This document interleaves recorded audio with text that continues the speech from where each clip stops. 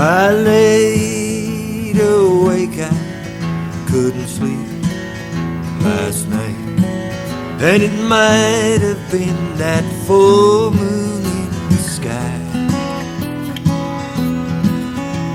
bouncing moonbeams off the treetops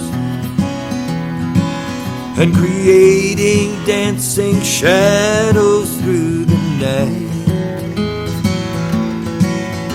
And hear that lonesome coyote calling, well, he's howling at the moon with all his might. And me, I sit in awe, and I wonder if this could be the last cowboy night.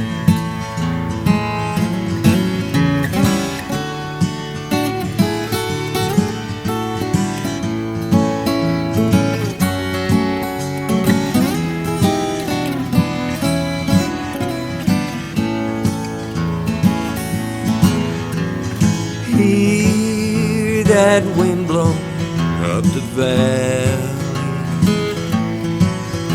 it sounds like spirits through the night, and you can almost hear their voices singing as they're screaming at the dawn's breaking light. And hear that lonesome coyote call, well, he's howling at the moon with all his might. And me, I sit in awe, and I wonder if this could be the last cowboy night. Well, the world, it's a place of mysteries, that's for sure. But here's one thing that you can bet is right: just as long as they keep on making cowgirls, then this won't be the last cowboy night. Just as long as they keep on making cowgirls, then this won't be the last cowboy night.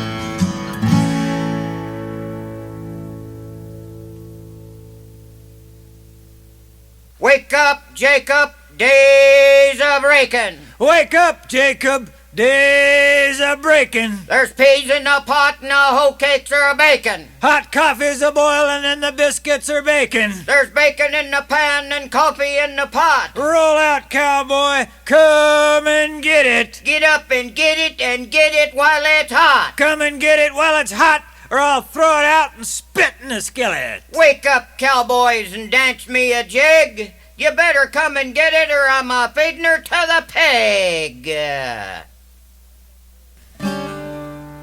The roundup day is starting as the cold gray dawn begins. Old cookies mixing biscuits, and the wranglers coming in. Cowboys from their sugans rolling out to meet the day. Coffee strong and boiling gets them started on their way. Hempen strings are quietly snaking ponies from their pen. No one needs instruction in this game that's meant for men. Born into the saddle, it's the only life they'll ever know, facing Mother Nature's hardships through the rain, sun, and snow. Hackamores are quickly fitted, saddles cinched to humped up back.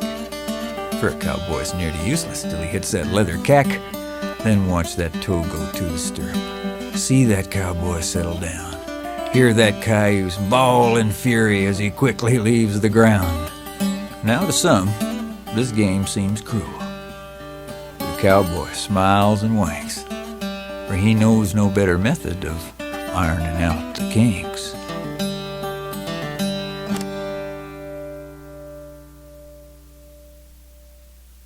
This is Gone Cowboys. To all the top hands gone over the rise, we sense your presence and we feel your smiles. To Francis Kassam, the old medicine man, and to old One Eye and Lester and Pan. To Eagle Lake Henry, who hated the law. To a Texas, New Mexico cowboy, my own grandpa. To Morton Casperson from Norway land.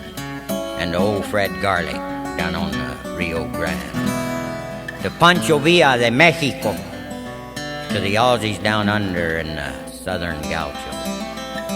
To all you cowboys that are riding on high, I'll try to bring whiskey when I make the long ride.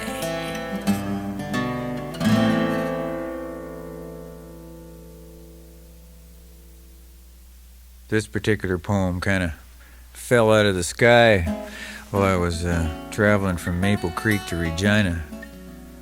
It was a beautiful, vast prairie night with a nice big moon. This is the Westerner. I'm a Westerner, born in Manitoba, the heart of this land. The hard grass prairie of Saskatchewan is where I learned to stand and ride beneath the bell jar sky, sun giving life and then scorching dry. I have served in the ranks of the reapers, sending bread to our nation's homes, and moved the cattle to market to build muscle on our children's bones.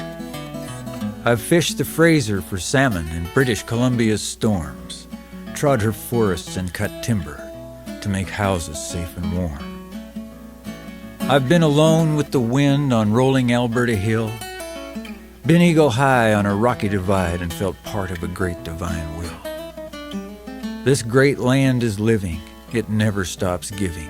It's a gift I ever shall honor and treat with respect, not needless neglect, in my brief passage upon her. So I'll ride with full chest, and I'll take every test, and I'll praise the Creator for this blessed West. I am a Westerner.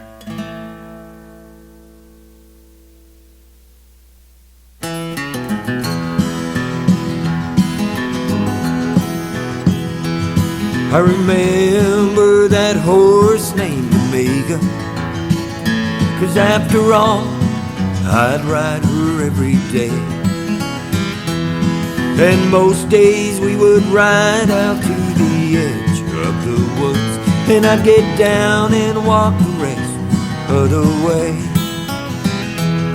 'Cause you see, it was freedom I was after, and after all, this was freedom, of course. For a young boy with his days off of his first job, while in my mind I was an outlaw with his horse. And we would ride, oh how we'd ride, just like lightning flashing across the mountainside. And we would roll like thunder through the valleys down below, and be like the first people chasing the buffalo.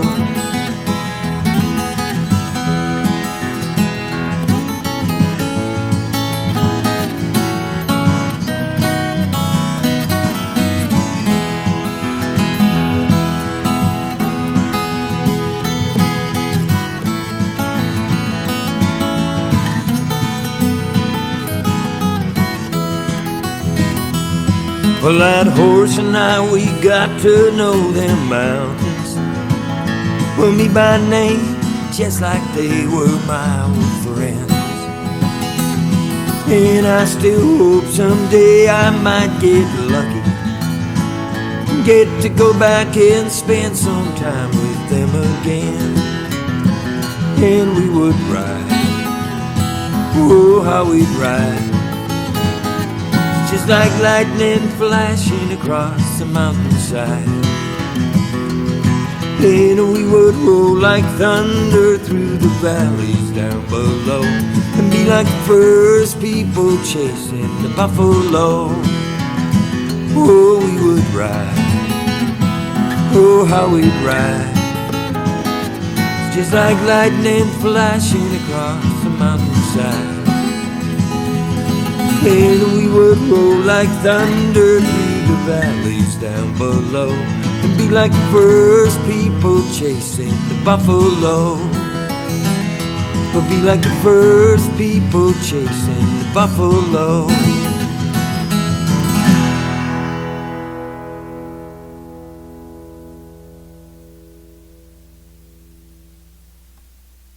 This is an anonymous poem, and we thank the writer, for whoever he might be, for penning this, because I really like it. Here's Hell in Texas. The devil in hell, we're told, was chained, and there for 1,000 years remained. He did not grumble, nor did he groan, but was determined to make a hell of his own, where he could torture the souls of men without being chained in that poison pen. So he asked the Lord if he had on hand anything left when he made the land. The Lord said, yes, I have lots on hand, but I left it on down by the Rio Grande. So the devil went down and looked at the stuff and said if it come as a gift that he'd be stuck. For after looking it over carefully and well, he decided it is a way too dry for a hell.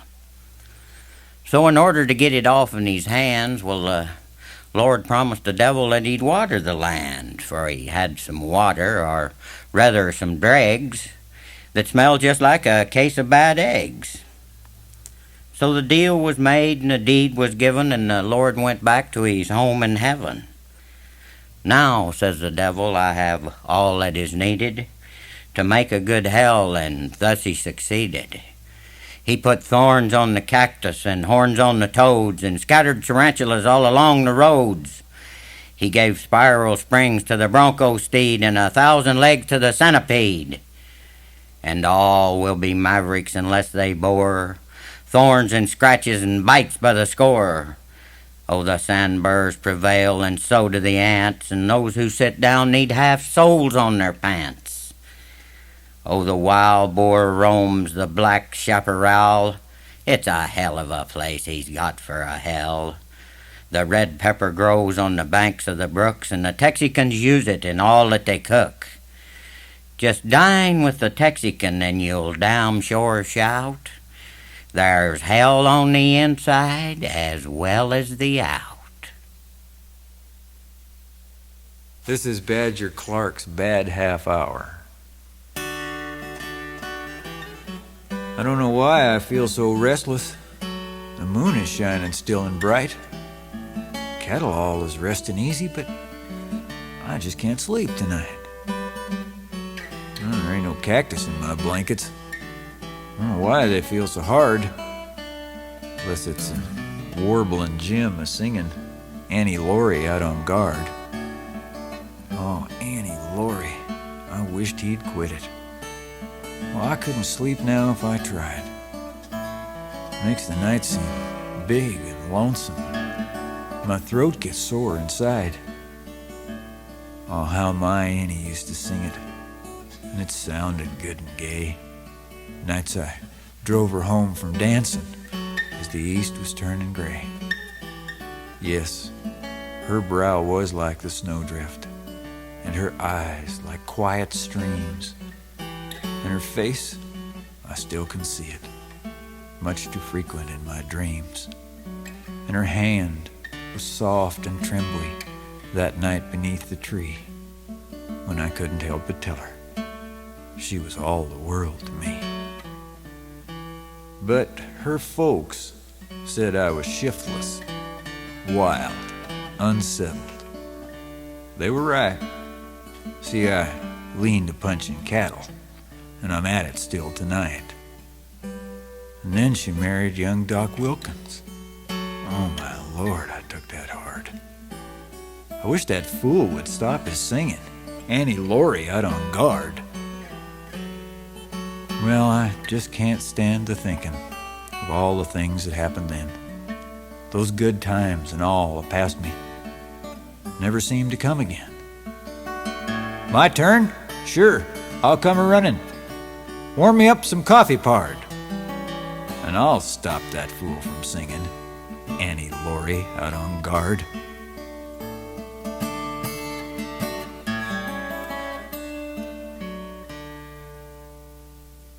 Well, Corky, it's good to see you again. It's nice to be home. How's the place been doing? Well, it's been doing all right. See, ain't much to talk about. No news while I was gone? Well, you know there ain't nothing ever happens while you're gone in this little old bitty town. Ain't nothing ever happens here. There ain't nothing to happen. Well, What would happen? Well, I don't know. It's just kind of surprising. You know, there's at least 300 people within about a 100-mile radius here.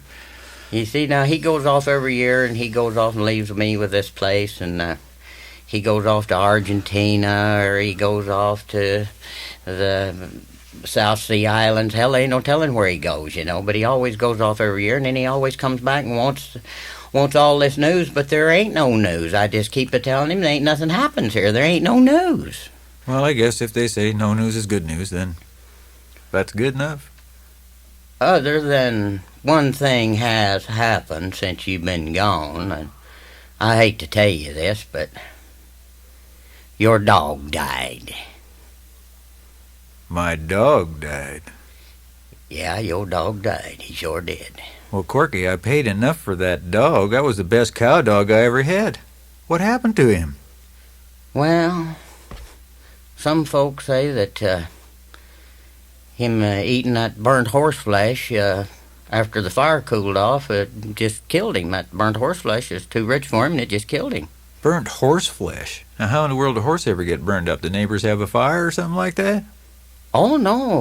Like I say, after the fire cooled off, you know, the spark from your house flew over on the barn roof and caught the barn on fire, and it burned up all the cows and the horses, and along come your dog after the fire cooled off and ate some of that burnt horse flesh, and that's what killed your dog.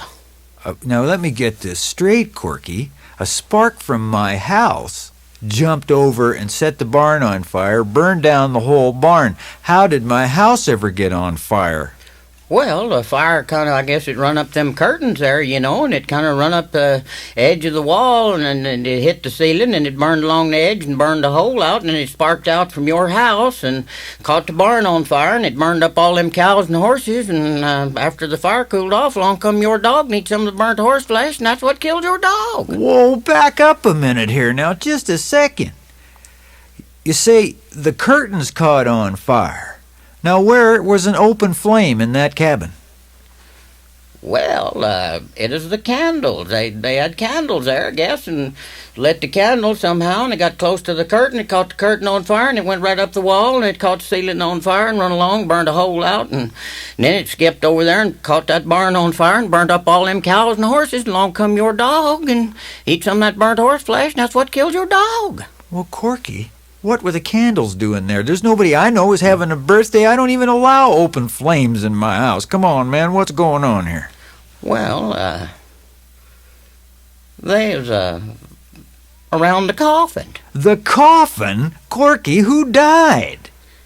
Well, I hate to tell you this too, but since you've been gone, well, your mother-in-law died too. My mother-in-law? Corky, she was one of the finest women I ever knowed. Why couldn't you have told me this to begin with? How did she die?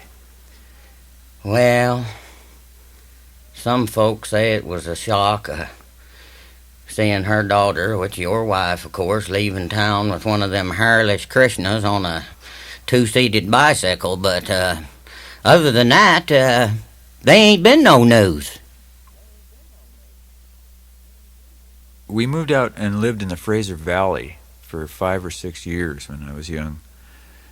Right on the north side of the Fraser River, a place called Webster's Corners. And one of the landmarks that's there is still one of my favorite sights in the whole world, and that's the Golden Ears Mountains. There's just something real special about them. And this is a poem that was inspired by those mountains and those years. It's golden years. There's a memory that lasts of a place in the past where a young boy rode free from life's fears. Over hills and cross creeks, he'd ride these shining peaks in the shadow of the golden ears. On cocoa or old brandy, whoever was handy, he'd push cattle from Texas to the dairy barn twice a day. Just a 10-year-old cowboy who'll tell you right now, boy, he wishes he'd never moved away. He came from the prairie where nature is scary and the land blows away when it's dry. Hail knocked their crops flat and a skunk raid followed that. For weeks after, he watched his ma cry. After that test, his folks headed west, where brighter days they hoped would be seen. And from the window of a Pacific stage, young eyes could scarcely gauge this new land so hilly and green. Webster's Corners had a store, a school, a hall, and not much more. They'd go into Haney once a week, but that was Saturday, and in town he'd hate to stay. He'd rather be exploring Kanaka Creek. For he lived right by the falls, and his favorite time of all was in the summer, when he'd swim until he'd shiver.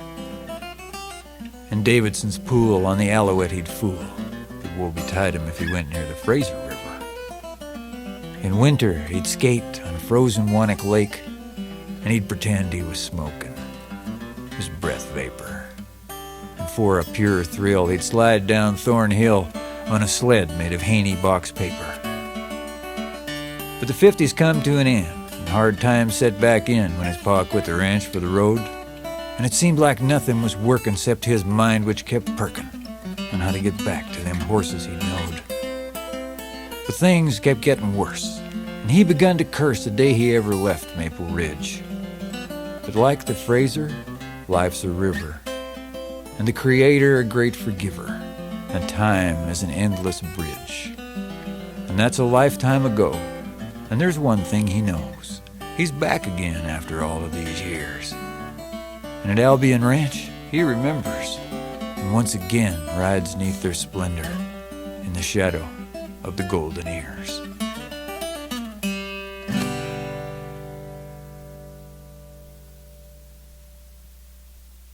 This poem is about a rancher that has a invisible friend. He's a rabbit that is his pal that he talks over all his problems with, and this is called I've Got the Habit Rabbit, and this is this old rancher talking to this rabbit.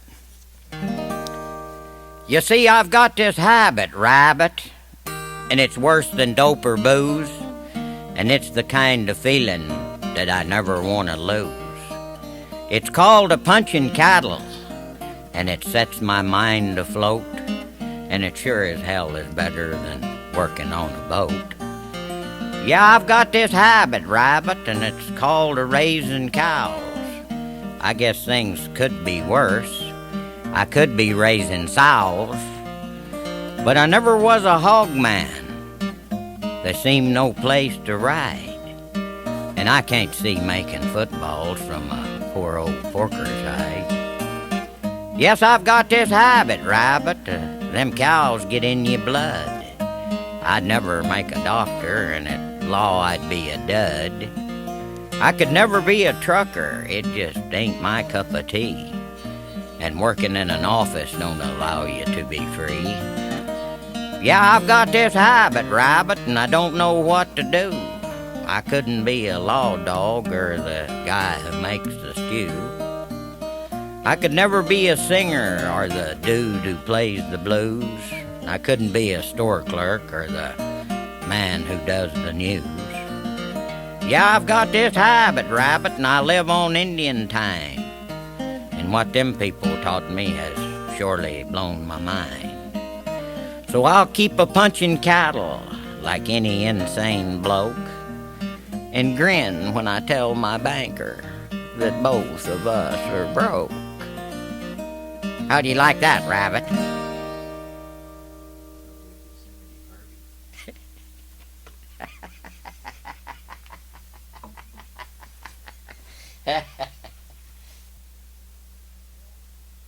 Wells is the only place that I know where they open the bar at 3:30 in the morning, if somebody gets off work.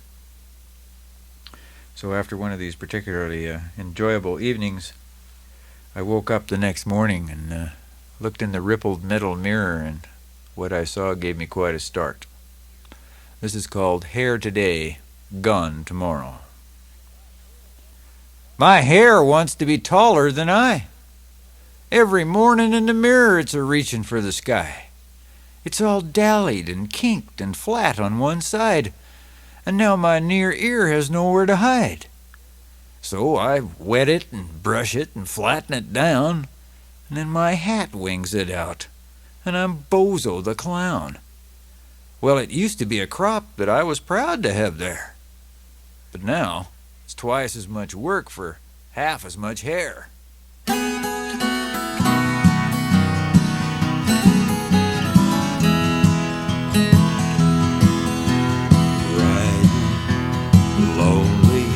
As the wind blows at your back, and if you ride till sundown, you might make the old line shack. And if your luck runs with you and the fence ain't all torn down, you'll be sitting by that line shack stove and swilling coffee down.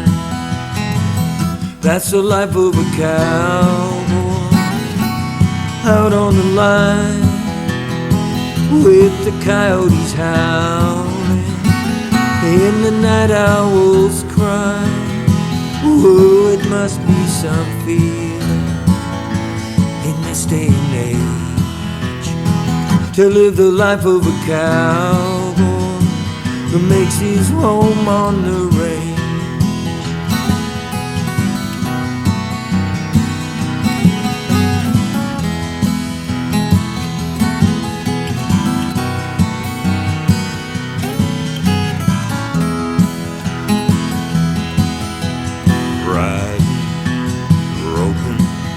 As you do your cowboy thing, the snow's down off the mountains and it's round up in the spring. And if you'd arrived in Dohies off the hills before sundown, well, it's Friday night and the moon is bright and you just might get to town. That's the life of a cowboy out on the line, with the coyotes howling and the night owls crying. Oh, it must be some feeling in this day and age to live the life of a cowboy who makes his home on the range. Oh, it must be some feeling in this day and age to live the life of a cowboy who makes his home on the range.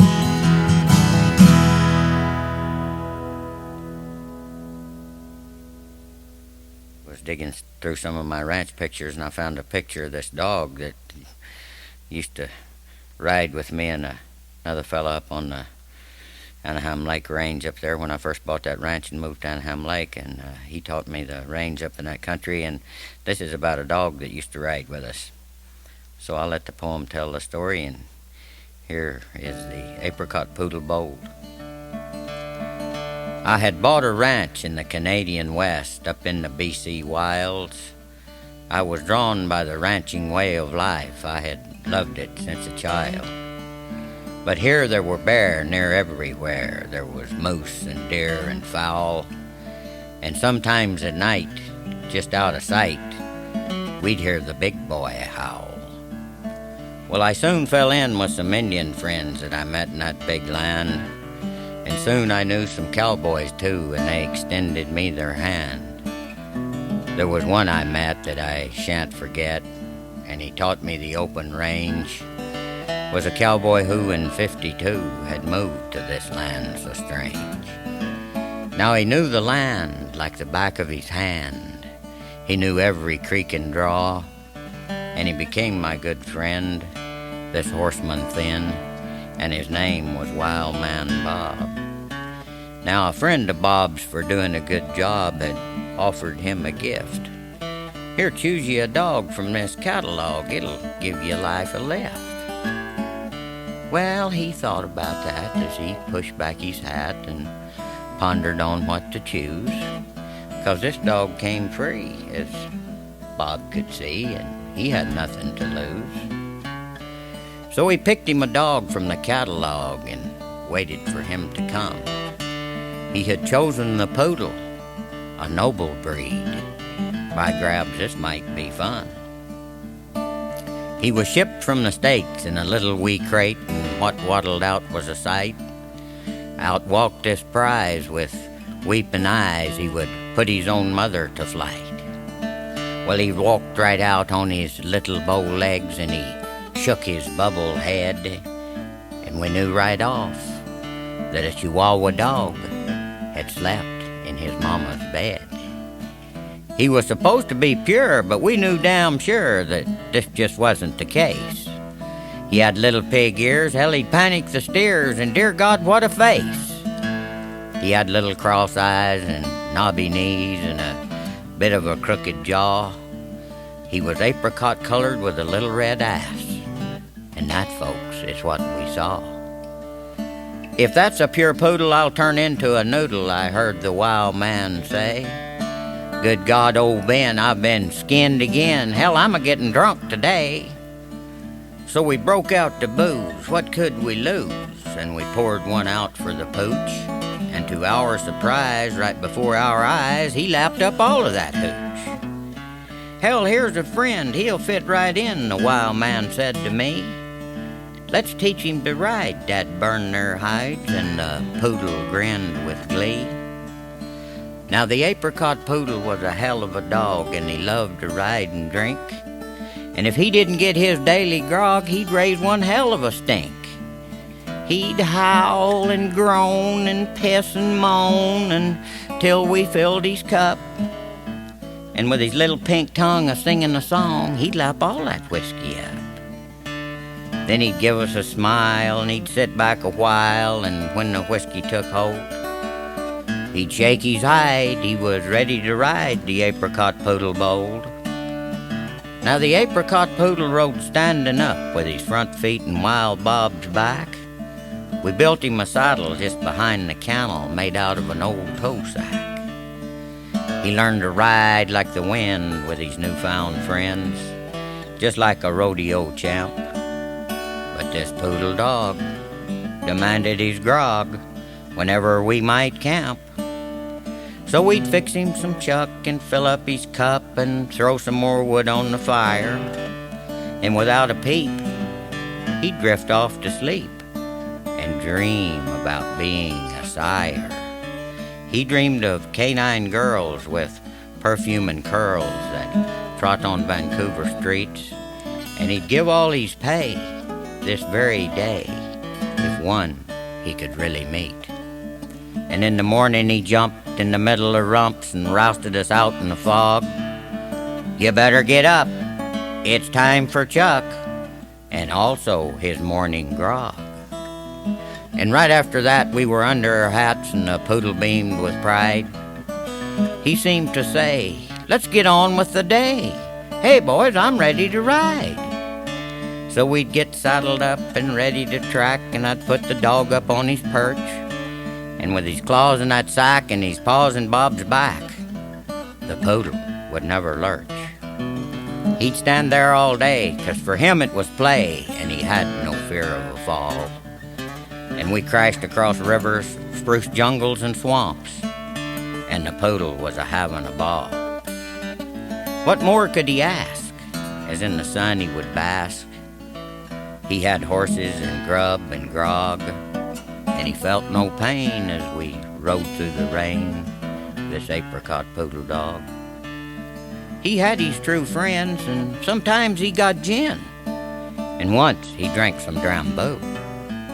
But his favorite of all as we rode through the fall was a ice-cold glass of Labatt's Blue.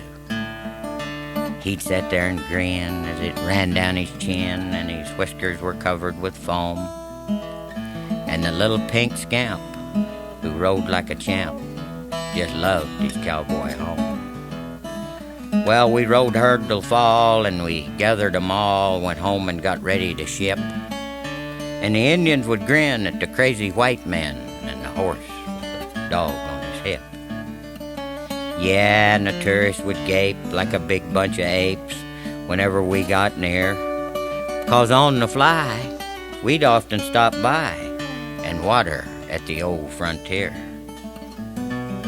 Well, late that fall, when the wind commenced to squall and we began to wean, there was hail and slop and rain and muck, and some cows turned down mean. And what happened then? Well, I'll tell you, friend, it happened just like that. An old wild cow with a horny brow had knocked the poodle flat. Well, he hit with a thud right in the mud, and I beat that cow off with my hat. And Bob ran in and scooped up her friend to get him the hell out of that. But we knew with a look as the top hand shook that his riding days were through. And with a little wee cough, he just seemed to slip off. There was nothing that we could do.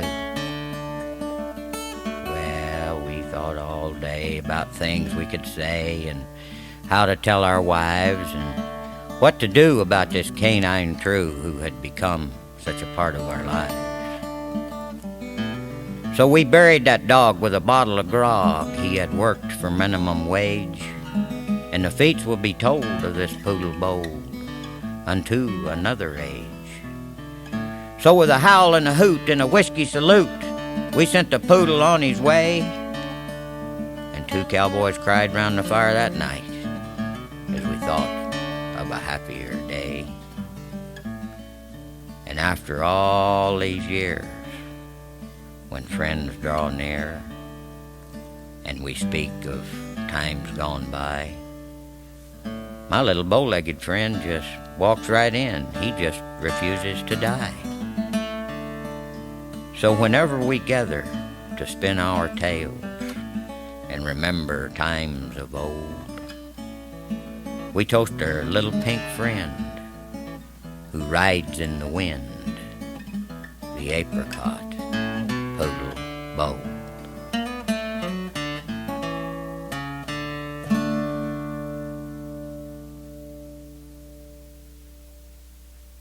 This is called Crossing.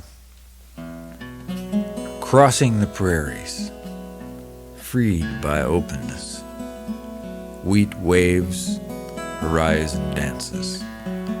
Beautiful, bountiful, brutal glacier ground. Land of buffalo, Blackfoot, Plains Cree and Métis. Northwest mounted policed, Canadian Pacific railroaded, cattle ranched and sod busted. Howling winter winded, drought dried. Hardship a given taken to extreme. Eternal endurance etched in weathered gaze of rural rooted.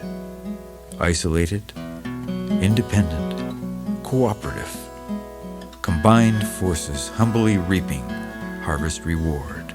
Still a moving experience.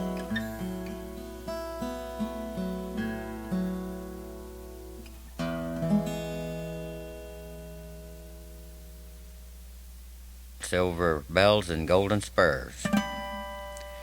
'Twas a mining town called Golden Gulch, while the west was yet untamed. There 2 bad men met, made a bet, yet the winnings never claimed. Well, the boys had ridden into town one payday afternoon to line the bar at the Lucky Star, which was Dandy Rand's saloon. Now the dandy was an ornery cuss if by chance you made him sore, and his only law was the lightning draw of the heavy guns he wore. On his watch chain hung a dozen bells of the finest silver spun, each tiny bell for a man that fell when the dandy drew his gun. They seemed to jingle merrily to a tune that brought him luck, but they rang the bell for the man that fell when the dandy rang them up. Well, the boys had just finished a round of drinks when the barroom door swang wide, and a man walked in with a reckless grin and a funny cat-like stride. On his dusty boots were golden spurs, his face was lean and brown, and at each hip the well-matched grips of 6 guns holstered down. He spoke in a voice that was deathly quiet and said, "I've come to waste some shells on a man, they say, whose draw is quick with a chain of silver bells. A dozen bells for a dozen men buried somewhere on the plain. It's my intent to beat that gent. I've come for the dandy's chain." Well, the dandy faced the stranger's gaze. His coat was buttoned tight, and a gun swang free above each knee, but the bells were hid from sight. "So it's the dandy silver bells on which your heart is set. That's a fancy pair of spurs you wear. Would you care to make a bet? The silver bells for the golden spurs, but I'll warn you from the start, you'll lose that bet, and all you'll get is a bullet through the heart." Well, the stranger smiled his reckless grin and said, "If the dandy tries, they'll find him dead with a chunk of lead placed neat between his eyes." Then the stranger unbuckled the golden spurs and slid them along the bar and said, "I'm a-calling the hand of Dandy Rand. Come out wherever you are." Then slowly the dandy's hand went down and unbuttoned his lapel, and there at rest, on checkered vest, was the chain of silver bells. Well, the stranger watched with narrowed eyes. The time had passed for talk. He hadn't drawed, but his hands were clawed like the feet of a diving hawk. Then suddenly the dandy's hand went down to his right-hand gun, and no one saw the stranger draw, but 2 shots rang out as one. Then the dandy stumbled to his knees with a look of wild surprise, and with a chunk of lead, like the stranger said, placed neat between his eyes. Well, the stranger stood at the end of the bar, apparently unhurt, except for a spot of red that slowly spread neath the pocket of his shirt. The Golden Gulch is a ghost town now. Its mining days are done. There are coyote tracks and the tumble shacks, bleached white by the desert sun. And the Lucky Star is deserted too, all littered with sand and straw, where the laughter rang and the dandy's gang once drank to his lightning draw. And the silver bells and the golden spurs still hang in their place of fame above the bar at the Lucky Star, still waiting the victor's claim.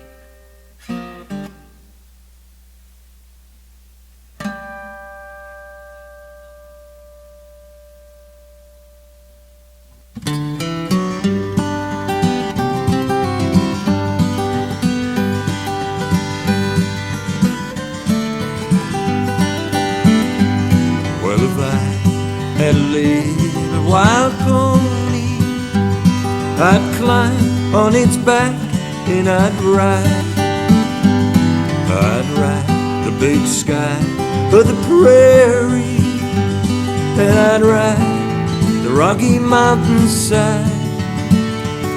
Or if I had the wings of an eagle, I'd fly to wherever you are, and we could spend time chasing moonbeams as we danced among the stars. And as we danced together, it seemed this could go on forever. So please hold me tight as a big moon tonight, and we can dance forever.